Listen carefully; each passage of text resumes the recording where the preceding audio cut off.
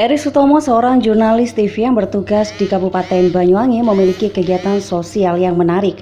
Pada Sabtu 7 Agustus 2021, Eris berkeliling membagikan buku kepada warga yang sedang menjalani isoman atau isolasi mandiri. Aktivitas tersebut dilakukan Eris dengan tujuan meningkatkan minat baca dan menambah wawasan serta memberikan aktivitas sehari-hari kepada warga yang isoman. Jadi mereka tidak hanya bisa nonton TV, bermain HP dan membaca berita, tetapi juga bisa membaca buku. Buku-buku yang dibagikan Eris itu terdiri atas berbagai genre, dari novel sampai buku anak-anak. Buku-buku tersebut ia kemas rapi, termasuk diberi pita merah putih sesuai dengan momen kemerdekaan Republik Indonesia. Bahkan di dalam kemasan paket buku tersebut ia sematkan tulisan ucapan agar selalu semangat dalam menjalani isoman dan agar segera pulih dari COVID-19. Kegiatan bagi buku tersebut sudah dilakukan Eris sejak 3 hari sebelumnya. Hingga Sabtu itu Eris sudah menyalurkan sebanyak 500 buku kepada warga isoman. Dengan menggunakan sepeda motornya, Eris setiap hari berkeliling secara door-to-door mendatangi warga yang sedang menjalani isoman. Eris Utomo mengatakan memberikan buku merupakan salah satu alternatif stimulan kepada warga yang sedang melakukan isoman selain memberikan makanan dan vitamin. Menurut Eris, warga yang menjalani isoman juga membutuhkan ilmu dan wawasan agar ada aktivitas lain. Ini atas nama Rumah Inspirasi Nusantara ya. Saya sebagai pengelola di sini kita mendonasikan buku-buku bacaan baik pada masyarakat, utamanya pada masyarakat yang isoman ya di rumah. Kita mau keliling di situ, kita berikan, kemudian juga di gedung diklat ini supaya bisa dibaca oleh pasien yang sedang isoman juga di sini ya, supaya juga meningkatkan minat baca, utamanya juga bisa memberikan ya imun ya, mungkin seharian hanya nonton TV, mungkin juga browsing internet, malah nanti mendapatkan berita hoak ya.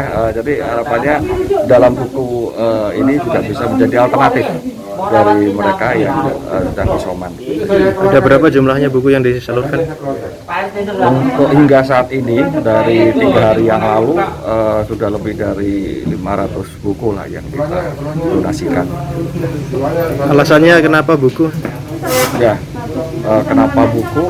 Karena seperti banyak untuk memberikan satu perhatian kepada warga isoman, bukan hanya makanan ataupun obat-obatan ya. Karena sudah banyak ya seperti itu, kita juga kepingin buku menjadi salah satu alternatif untuk bisa memberikan daya rileks ya mereka untuk membaca, itu dan meningkatkan minat baca seperti itu. Jadi memang sengaja saya donasikan buku-buku bacaan kepada warga yang sedang isoman.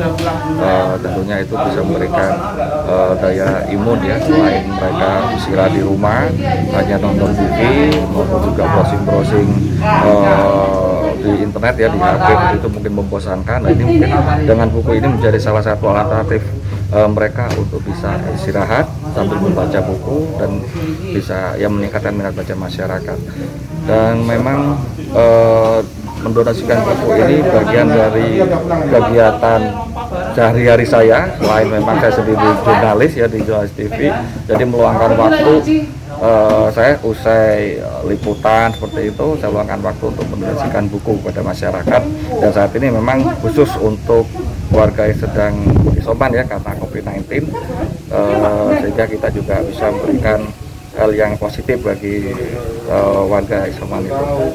Selain diberikan kepada warga yang isoman di rumah, Eris juga memberikan paket buku tersebut kepada warga isoman di tempat isolasi terpusat di Gedung Balai Diklat Licin.